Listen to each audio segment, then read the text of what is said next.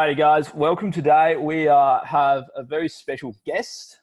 This is Sean. He is the man in charge of Momentum Active Remedy. I got that right, didn't I? Yeah, you did.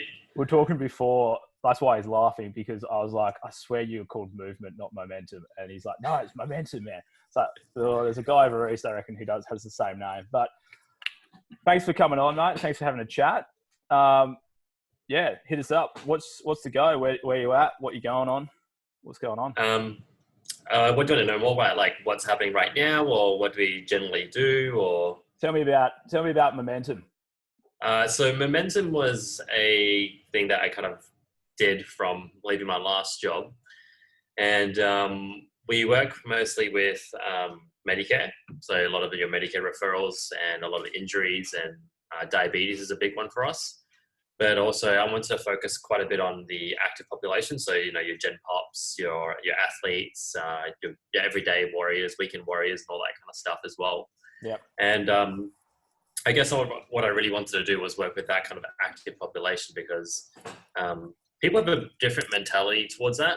So, say I used to work a lot of people with medical injuries, and they've never done any physical activity at all. They just don't know where to go from there. It's completely lost. But when you work with an active population who has an injury, you know, at least they know what exercise is, and you tell them to step it down a bit, and then you go into the prehab, and then you get back into the conditioning and return back to play. And that's usually where I like to go with, and that's the type of demographic I like to work with as well. Yeah. See, like, because your work's completely different to what I do in terms of your populations, because you work with Medicare and stuff like that, don't you? Yeah, to a certain extent, we're actually quite different in the Medicare world, because we get a lot of people. The median age that I get is probably about 35 to as old as 80 through Medicare. And so that 80-year-old lady, I'll just be working with a lot of balance, a lot of activities of daily living. But with your Gen Pops, I still see quite a bit of them, because I still work in a personal training gym as well. Yeah. And with those people, it's just your general weight loss, general, you know, how do you get them involved with the community?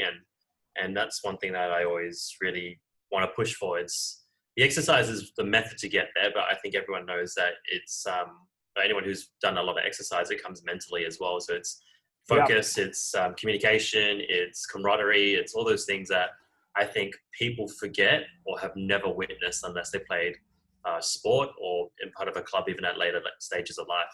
Yeah, it's something that I make sure that it's very clear with all the stuff that we do, especially with my clients in general. Like, I think every time we have one of these conversations, we start talking about mindset somewhere along the lines.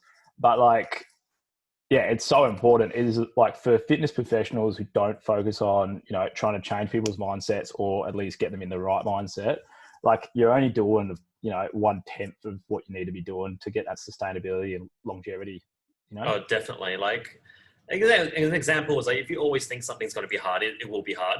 So if you think 15 lunges is like the hardest thing in the world, and you do one, you do two, like, this is hard, it will eventually be hard.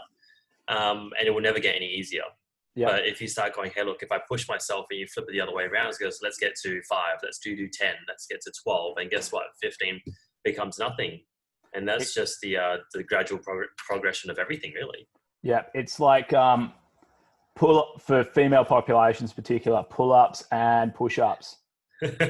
Man, they're strong enough to do them, but they can't do them. And why? Because they're not tapped. They think it's too hard, man. As soon as they grab onto it and they just go, this is going to be too hard, I'm not going to be able to do it. They don't, and that's why they don't do it most of the times. Like, you see people progress pull-ups so quick. Like, you can do it so quick if you just think you can get up.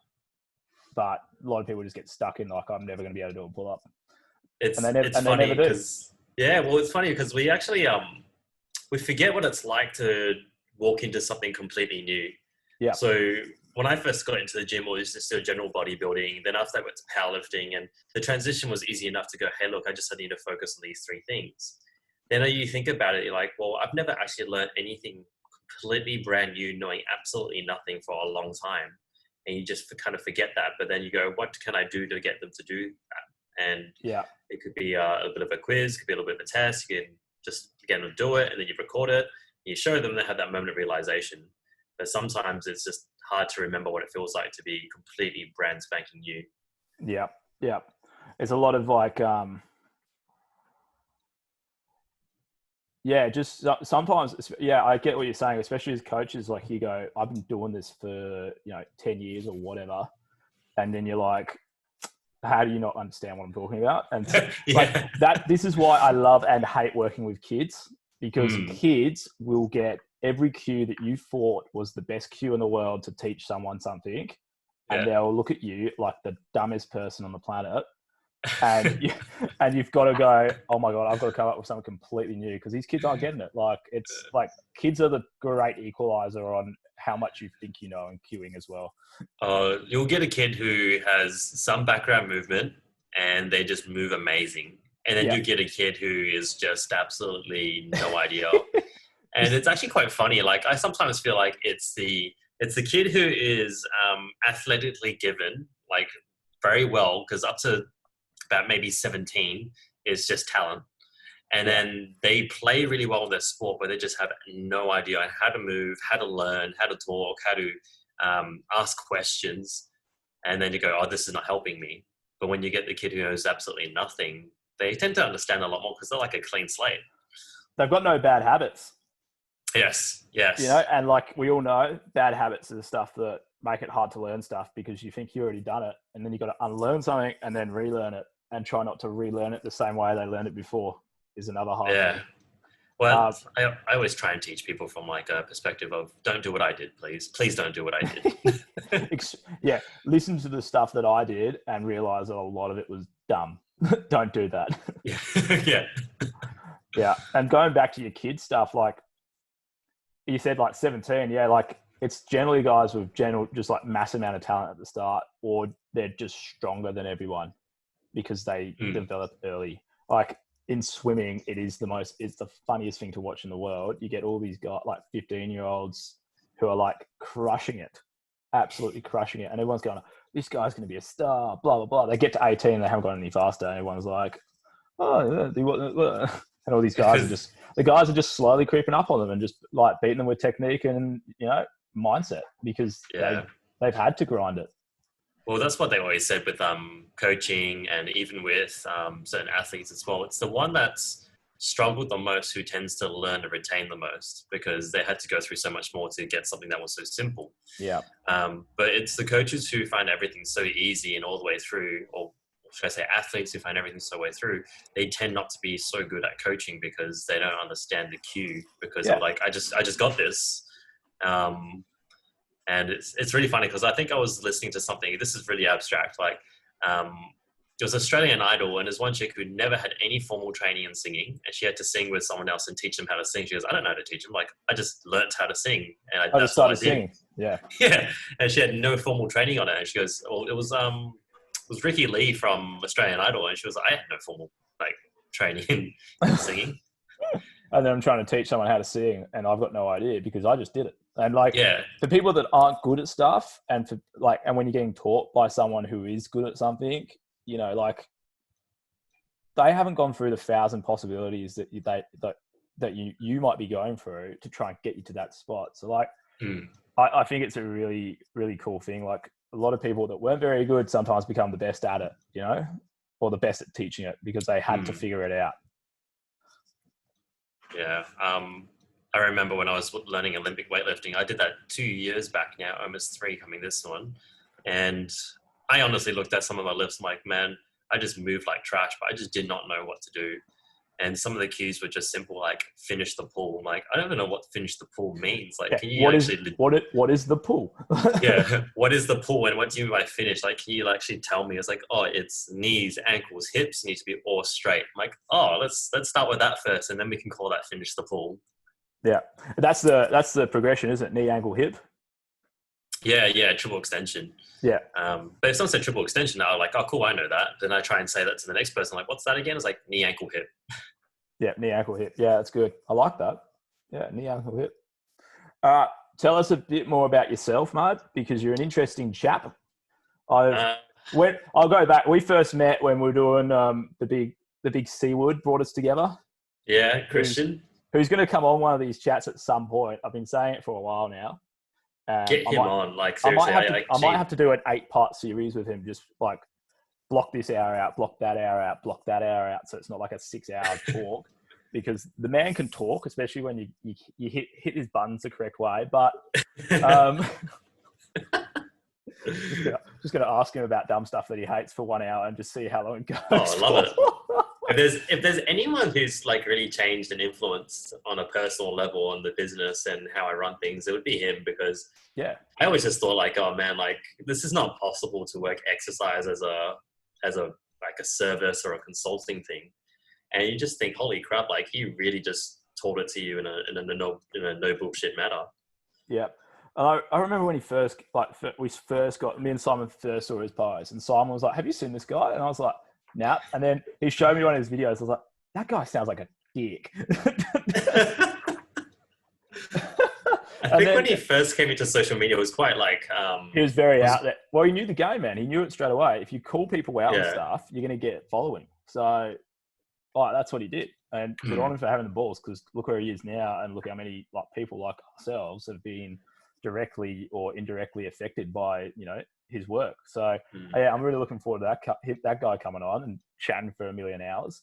But that's where we met. So what were you doing beforehand? What's your background? What's the go?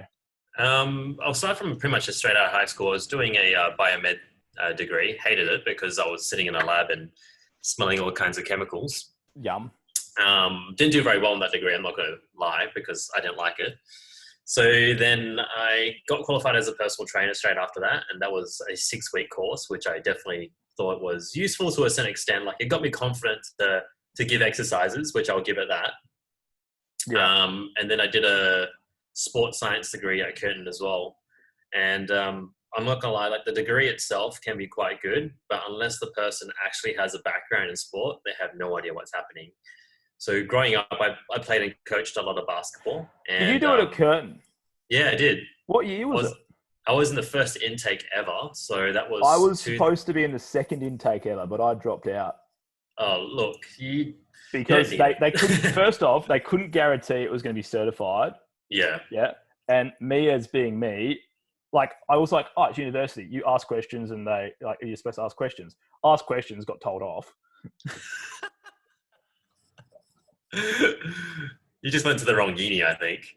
Yeah. So it's, who knows if I'll go back. It sometimes plays on my mind, but we'll see.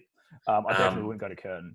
But I would recommend Notre Dame or ECU. Yeah, Notre Dame or ECU is the only ones that I'd probably consider. So who knows?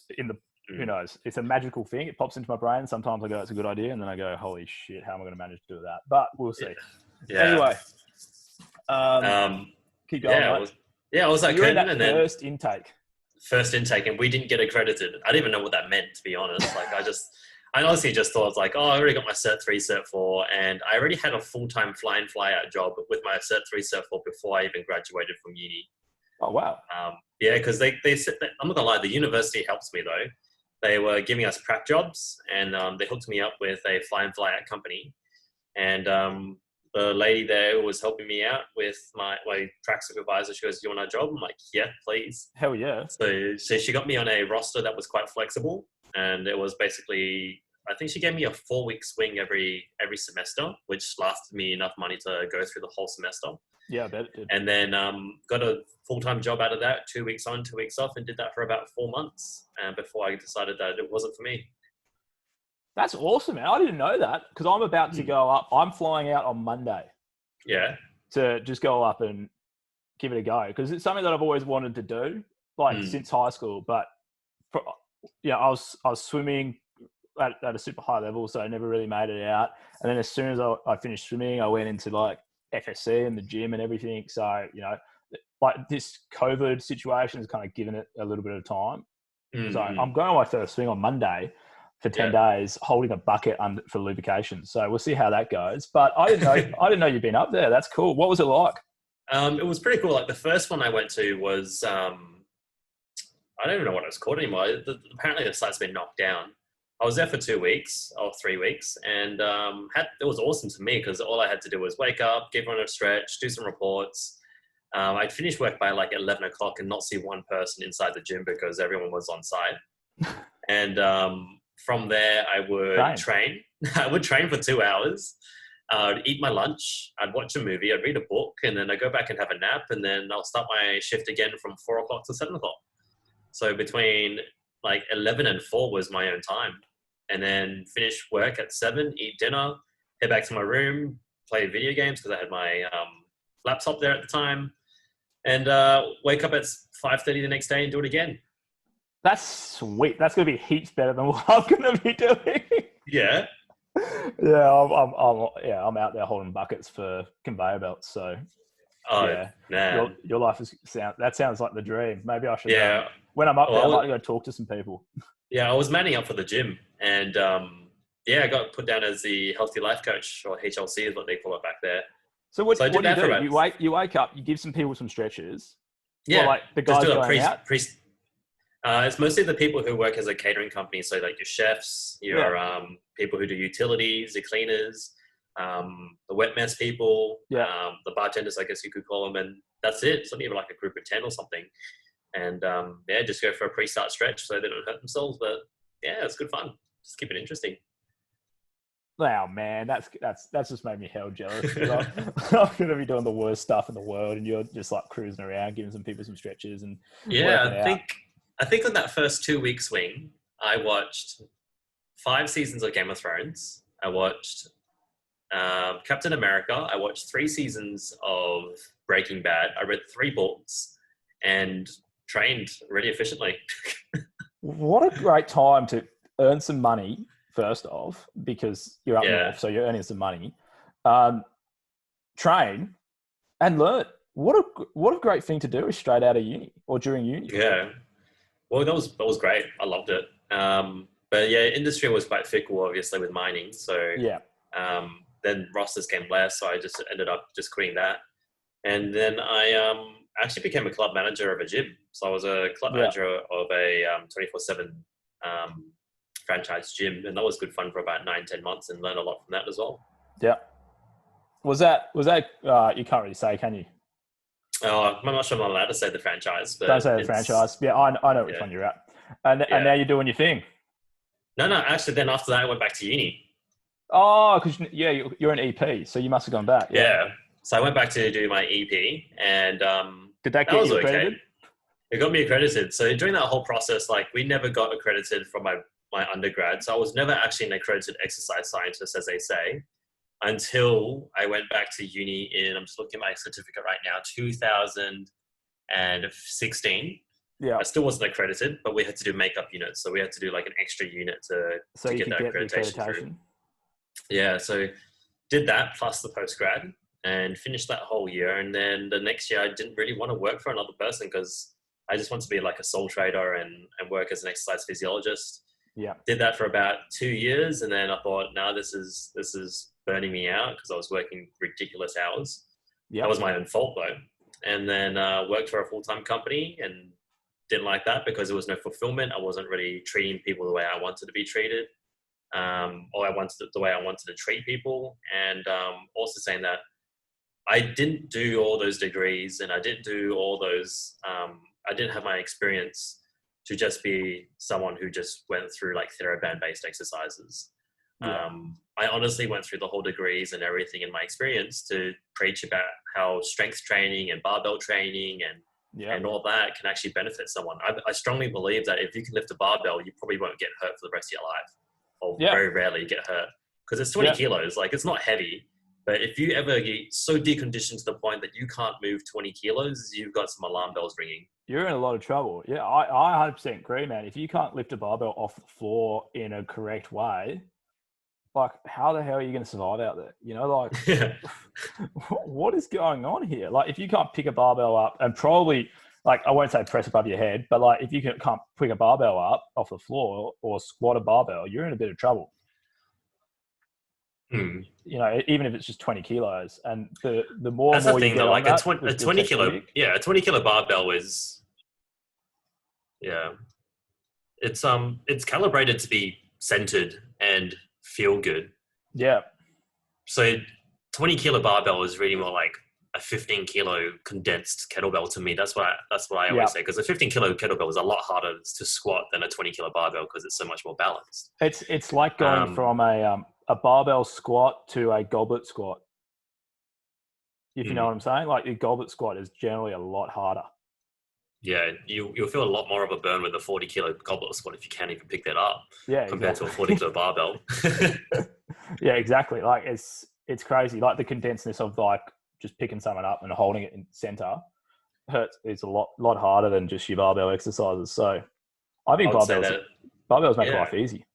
Oh, definitely. And it's like if you can lift that, and I would even say this like even I guess people around my age as well, because now they're becoming parents.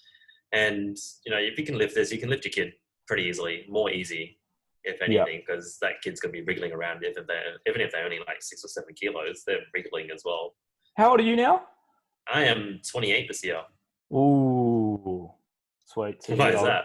I was like, if you're my age, then then I'm in trouble. If you're talking Well, about how old are you? 25. Oh, what? Didn't it's the beard. Yeah, I know, it's deceiving. I think when I told Christian, he almost had a heart attack. He thought I was 30. I was like, no, that's Simon. Simon's like 30 something. I thought you were a lot older than me. No, I'm just I pretend to be wise beyond my years. just really good at chatting. But no, yeah, 25. So yeah, that's how old I am. But I don't really know where we're going with that one. But you said you were into the powerlifting. Hit me up. What's your numbers? So what were your numbers is probably the best way to say it. Best meet I ever did was 192 squat, a 125 bench, and a 240 deadlift. At what weight? I was 89, so under 93s. That's pretty good, man. I like to say it's okay. It's modest. Obviously it's not exceptional, and it's not like in moderation. That's pretty good. That's still 2 times, isn't it? Yeah. So a lot of it was 2 times. The squat was always the hardest one with such long femurs. Bench, we've got long spaghetti arms, and deadlift always felt more natural for me. Did you sumo it? Yeah, sumo as well. So I really take advantage of those long femurs. Yeah, I really take advantage of my biomechanics because obviously, like sumo feels like nothing. If you put 140 kilos on the floor like sumo, I could just literally just wedge myself under and it will come back up. Yeah. Not sure about it these days anymore because I haven't practiced it. But a conventional, it just feels like an absolute journey to get from floor to lockout. Yeah. See, I'm senior stumpy arms and legs, so I'm very narrow. It'd be great for squats and bench. I used to be. Well, bench, no, because with swimming, we never did it. So I've kind of been trying to build that now. Squat, when I was doing it, I used to get real good. I was like 2 times at one stage as a swimmer. Was That's pretty great. Good. Like I was like walking around like I'm freaking quad zero. Like get around me, boys. but that was about it. And the dead was always kind of just in between, kind of all right. So I think I got to a 2 times dead and I got to a 2 times squat at my peak condition. I'm nowhere near that now because I'm busted. But we'll get him back. Slow and steady. One thing I say, like as much as I love powerlifting, it was great, but it really took a toll on the body because it was such a one-based movement. And it's funny when you think of pushing so hard. It's like anything. Like if you're any sport, you're going for anything really well to do anything at real sport. You're breaking stuff down too much because it's short-term game. You got to get there before you get to a certain point. You got to go. Like swimming busted me up big time, and we're seeing the effects of it now and building our way through that. Yeah, well, sport's different from health and fitness because that's the number one factor. Yeah. Sport goes beyond health. It's gone to the point where it's not even healthy for you anymore. So when people start going like, "Oh, elite athletes are pushing so hard, I need to push that hard," like, but what is your goal? Are you trying to be healthy, or are you just trying to, be the best that you can? Because if you're trying to be healthy, don't push as hard as an athlete because they're going beyond the likes of health. That's why they're always broken and injured. Yeah, man, they're breaking themselves. So, and there are ways to do it and not get that busted up. I do believe that, and it's something that me and Simon try to do all the time. But at the end of the day, there is going to be a toll in some way, shape, or form. If you're chasing something, a goal like that is up here, you're going to have to compromise something down here to get there. So yeah. Me and Simon honestly think that we can get people there without the compromise coming too much from their body. You can do other avenues and go other directions, and There's the so many ways, like minimal dosage optimal effects. 100%. Yeah, minimal dosage is a massive thing, and just monitoring how much spinal compression you're doing and stuff like that, and just like making sure you're not overloading people, because these guys, most athletes get absolutely beaten up during their sport training, and then you're walking in as S&C and going, all right, let's go, and they're just like, what more do you want to give them? They're going to get busted up. So minimal effective dose is the best phrase I ever heard in my life, and I love it to bits. There's no point flogging a dead horse. Yeah, well, it was a graph that I was looking at, and it differentiated between sport health and fitness, and sport health and exercise. And it was literally just like the dosage for exercise needs to be like right here. Mm-hmm. And if you go any more than that, the actual effect of health on the body actually starts going down. Yeah. So that's actually decay your health. So that's why things like in-season, off-season, and pre-season training is actually a topic. It's a thing. Like if you keep pushing high amounts, you're desensitized to it. You keep doing it again, and then guess what? You're actually decreasing on the effects. Yeah, especially on like, we're going to talk about swimming again because that's what we mostly do. Swimming, no off season. Like pretty much there is zero off season in swimming. Like when it comes to like being in the water, they say they have an off season, but they have no idea. There's no time really, apart from maybe 2 weeks after a major competition, if they're lucky, to get an actual, you're out of the water, not doing anything off season in. What's like, as I get older and older, when I was in the game, obviously I was like, this is the way you do it. But now from the other perspective, you just blows your mind. Like I'm actually like telling everyone COVID's the best thing that's ever happened to swimmers if you're doing it properly, because you get an off season for the first time in your life. Like take this opportunity. Getting a proper S&C hypertrophy block, or even we've got time to fix you. Like mainly fix you and try not to get you broken when you go back to crazy land. And swimming is a crazy sport. No one's going to deny that. You're swimming. I always really underestimated swimming, because when I was younger, I was like, why would you have to swim at 6 a.m.? And it's always like, oh, we got 2 training sessions today. I'm like, why? Yeah. Can't you just have the one after school or something? And it's just like, because it's a technique-based thing. It's like an environmental-based thing. It's also because they're trying to hurt you. And and a lot of the reason is because they're trying to hurt you because mental resilience is a key aspect. You can do that in a lot of other ways, but there's a lot of things about it. Like you've got to have feel for the water because it's not a natural environment to perform in. Like for what reason does a human have the need to perform in water for realistically? think about it. So as an evolutionary trait, like it's not there. It's not a thing. We're land-based creatures. We built boats. We fish off land. Like at the end of the day, if you're running away from a shark, you're probably being an idiot in terms of evolution. So yeah, like how'd you get there in the first place? Yeah, why are you there? Why are you there, idiot? Like, why are you doing that? But yeah, I think I've still got that little protection mechanism in me. I'm like, water, no thank you. Like, let's not go in the water.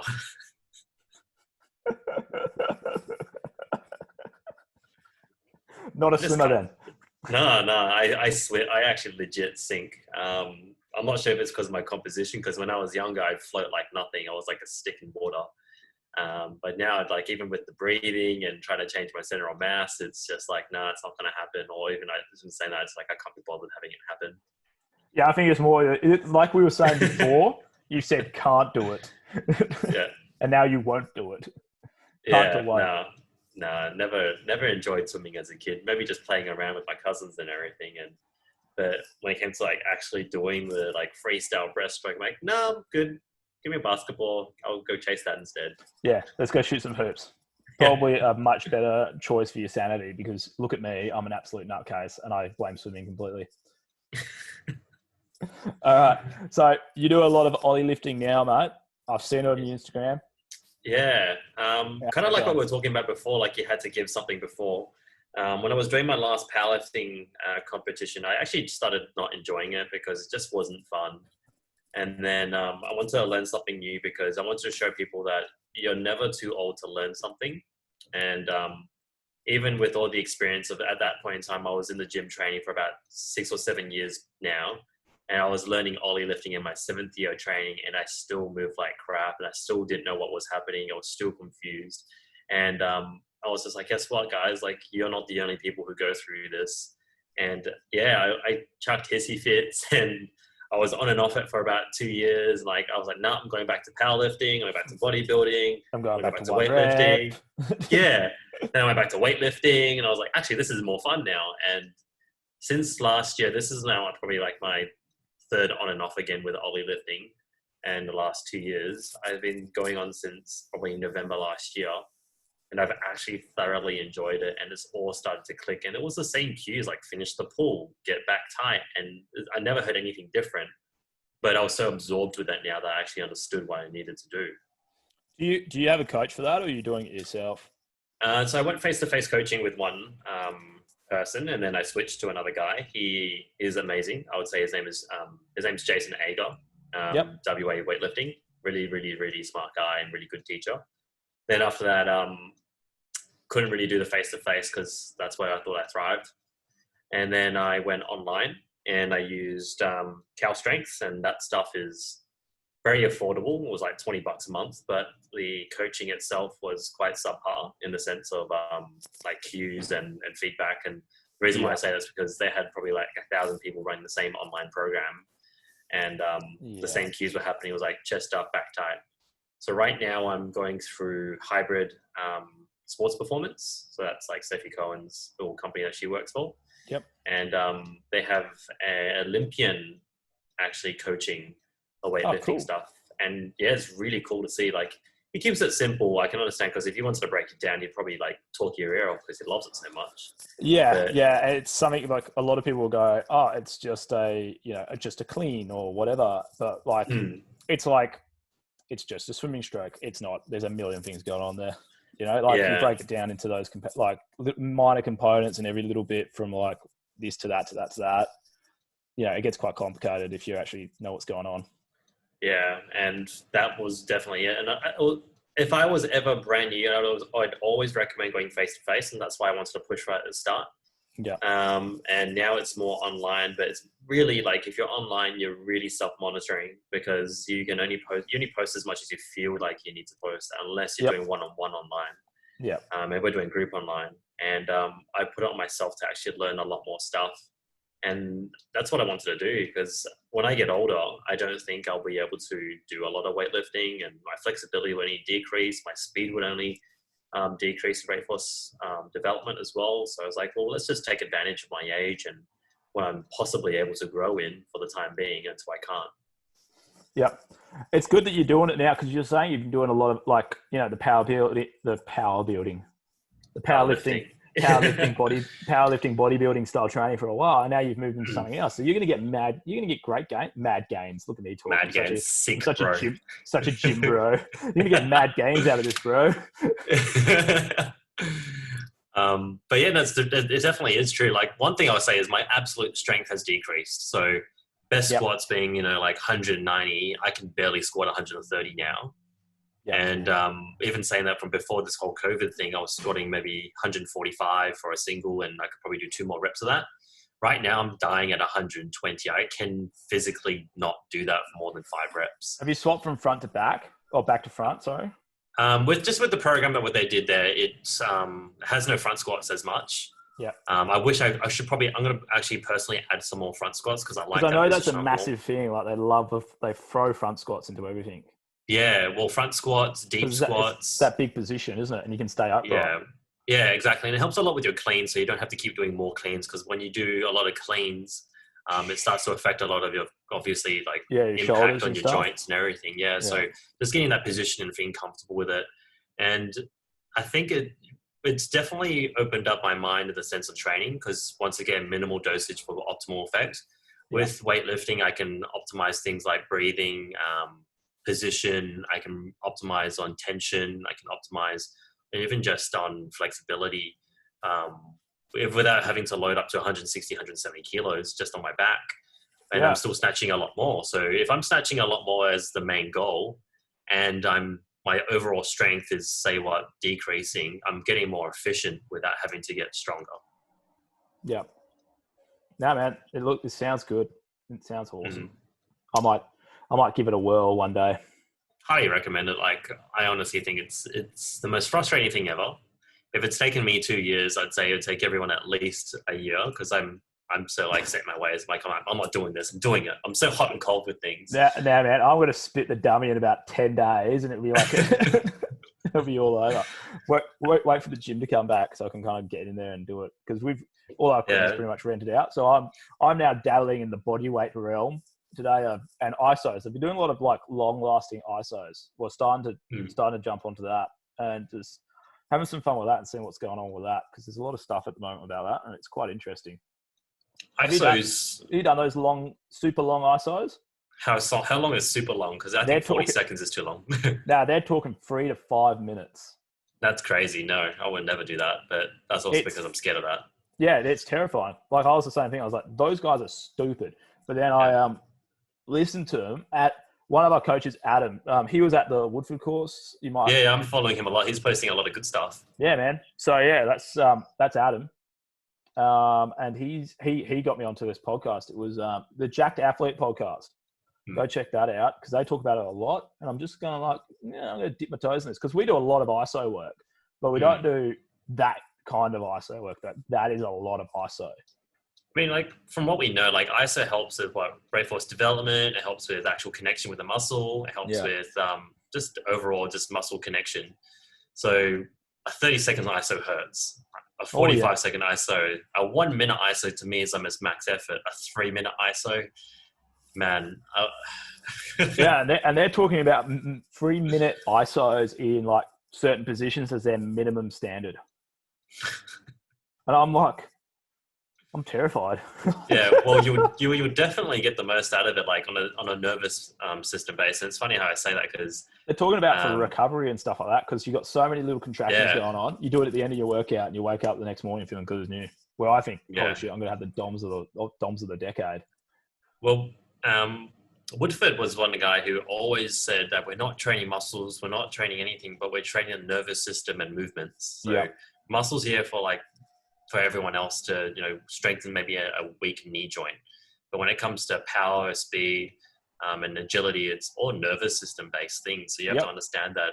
Don't track muscle recovery if you think that nervous system recovery is going to last longer anyway. It takes about, I think, 72 to 96 hours for a full nervous system recovery if you're fully drained. Yep.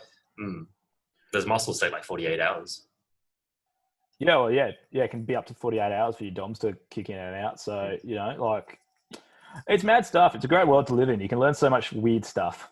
Weird and wonderful stuff to apply to yourself and then apply to others. Yeah. Or skip the apply to yourself stuff because you're scared of it. Apply it to others, make them suffer, and then see if they get any gains out of it. And then collect the data. Just do it from there. Yeah, and that's the best way to do it. Yeah. Well, I'm not sure about you, but like, I've been hearing a lot about this, like WA police testing going out, and they're now outsourcing it towards personal trainers and allied health to do. Oh, they were doing that a while ago. Yeah. So I've had a few people in the last 2 weeks, and I got looking into it, and I was like, it's actually pretty interesting. And I was thinking maybe we should... What, the tests themselves? Yeah, the tests themselves are pretty basic, but like the whole program itself is... The only one that like really, really scares me is the beep test. Simon used to do a lot of army ones, like a lot for the army, and we've done police before as well. So like, yeah, I've done a few police officers. Like I don't think it's really that new. I saw that posting as well, and I was like, this isn't really that new. It's just like, it's always been. It's just new to be outsourced because the academy's been closed and they can't do the testing in-house. Yeah, but like the training, I was talking about training for the testing. Oh yeah, it's the same. But a lot of people actually don't know how to train for it, so they just run beep tests all day. They just do beep tests. Yeah. And don't get me wrong, that will get you so far. Like, you'll get you from a 5 to a 7 pretty easily, and 7 to a 9. But are you actually looking after the body and doing it correctly? Because you should be trying to use this as an investment on how to look after your body throughout the whole time as working in the force. So it got me thinking, maybe I should make something based around that, like a DeFranco did with the NFL Combine cheats, and doing something like that. then I was like, I can't just roll it out. I need to either run it with a pilot study or I need to do it as well. But even just me alone. So like with DeFranco's combine one, I know he's preached this a lot. He's like, don't ride anything unless you've had 5 years of experience on it. Yeah. That's his kind of thinking. Like if you haven't tested it for like, 5 consecutive years or something like that, don't ride it because you'll change. Like you write one thing and you think it's real good, and then you'll change it next year. Yeah. You change it the year after. And he's like, you end up writing like 5 different books and none of them being credible because like you're always changing your shit. So I agree. I think there's something to be done there because police, fire, army, the tests are semi-similar, but they're all different because they have different that standards. army has pull-ups, I think. Yeah, army does have pull-up. Yeah. I can't remember. I don't know the fire's one, but I know it's hard. Fire's ones is probably the hardest one. I think they have a farmer's carry that's a lot heavier. Their one's I know hard. they actually have a skills practical test as part of it as well, and that's a lot harder. That's I think more than the other two. But yeah, I've actually known a few people to go through the fireys and actually not get in. Yeah, and like these people. Yeah, really fit people because it was more so the I think it was a skills based of like a situational based test. So but at the end of the day, you're running into fires, so you better be able to help yourself. Like, make sure you're good enough to do it, and make sure you can help whoever the hell you're going to pull out. Yeah, so insane. Yeah, they're nuts. Big hat off to those guys. But yeah, for sure. Yeah, they're nuts. But yeah, the police one's interesting. I find it very interesting, the police testing, because they got a yo-yo test in it and stuff like that, don't they? Yeah, so they've got the Illinois agility test. Yeah. They have the beep test. They have 10 push-ups. Yeah. 1 sit-up. Yep. A grip strength. Yeah, the grip handle. Yeah, and a 20 kilo or 30 kilo drag and carry. Yeah. Yeah, that's pretty much what they have. Yeah, it's not a great high standard, but it's. I'd say the beep test is pretty challenging. It's 10.1 for the highest level requirement, but I'm not a runner, so. I reckon. So here's my thing with that 10.1. I reckon if you are fast enough to run that pace, you could probably get there out of mental sheer will if you have the speed. I haven't ran in years since playing basketball, and I'll probably about, not even lying, 10 years. And, give it a go, man. You'll get 10.1. I guarantee it. I think the peak I've ever gotten was like 7 when I was younger, when I was like 15, and that was probably You're a dumb teenager at that stage. You didn't really. Yeah, but that was probably like the fittest I was as a cardiovascular output way. I guarantee you, man. If you film it, one take, put it on Instagram Live or something, say I'm going to do 10.1, you'll do it. Guarantee it. So I want to train for it and actually just build up my capacity, because I'm thinking to myself, like, my weightlifting is not so heavy to the point where it's going to stop me. If anything, it's like these are pretty amateur numbers. So I should be able to combine some sort of cardio with my weightlifting. It'll end up helping your weightlifting because you're just building that recovery base. Exactly it. Yeah. And even just saying that, just like total work capacity will go up. Yeah. Because if you're thinking about it, like, this is no different from how like a good CrossFitter anyway would train. And I say good because if you're in a bad box and you're not learning well, then you're not part of the equation. Don't worry, we don't have many CrossFitters on this page, I don't think, but they're welcome to join. Hey, look, I think CrossFit's awesome. Like, it's like, so do I. It's the highest standard of general. Like, how can you be the highest standard of something so general? Yet when you look at individually, they're actually pretty damn good. Like, they're in the top, probably 20% in most things. Like, I've seen CrossFitters squat like 180 front. I'm like, how the hell is that possible? Like, you should not be able to do that. But they're training, and then because they're the guys who are good at the Olympic weightlifting and they're converting over. So like, there's a lot of guys who are good at Olympic weightlifters that aren't, good enough to do that, like, Olympic level. Full-time.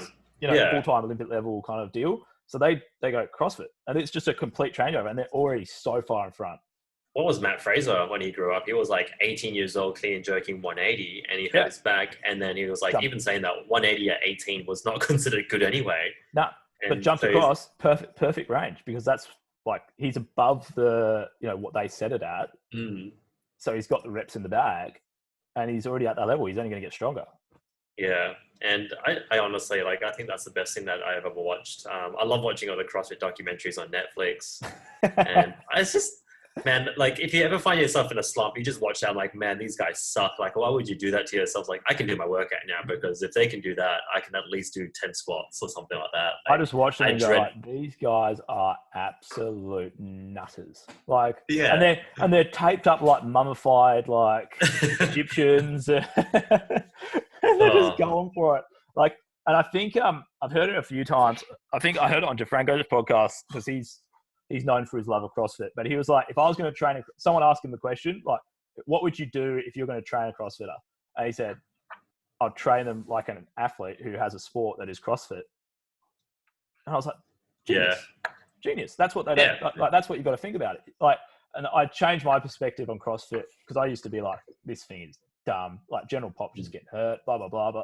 But here we go. If you're thinking that CrossFit is your sport, yeah, it is exactly. If you think of it, just think of it as a sport, and then it all becomes clear. Because It makes sense. Yeah, it makes sense. If you think about it as a sport, it's fine. Like it's absolutely fine. It's like someone like an amateur training for Rottnest. It's who's going to say that's smart or anything like that? You're probably going to get injured doing it. So keep going. Oh no.